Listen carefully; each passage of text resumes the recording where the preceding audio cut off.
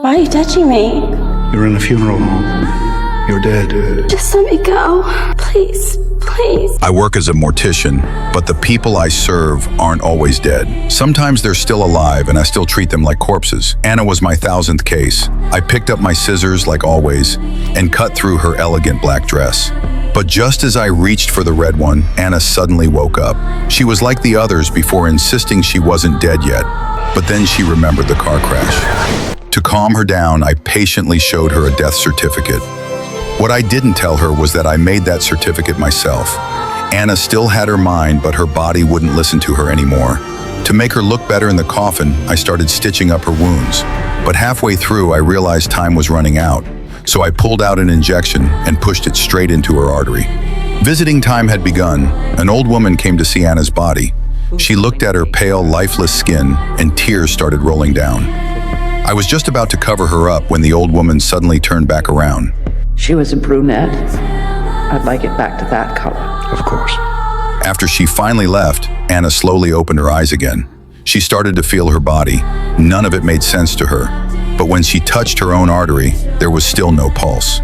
With confusion all over her face, she got off the table and tried to reach the door for help. Just then, her boyfriend came to visit. Luckily, I noticed it in time. I gave him a quick excuse to stop him.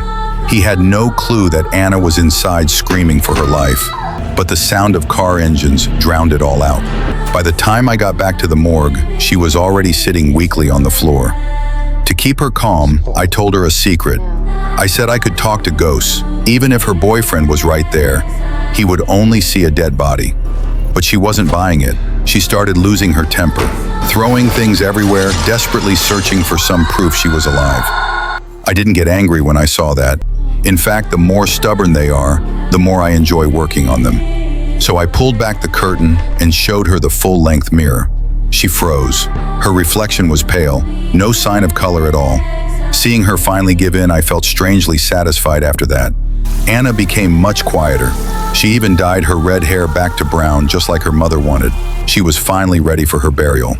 I cut away the last of her red dress, then gave her a proper, final makeover to make her my perfect masterpiece.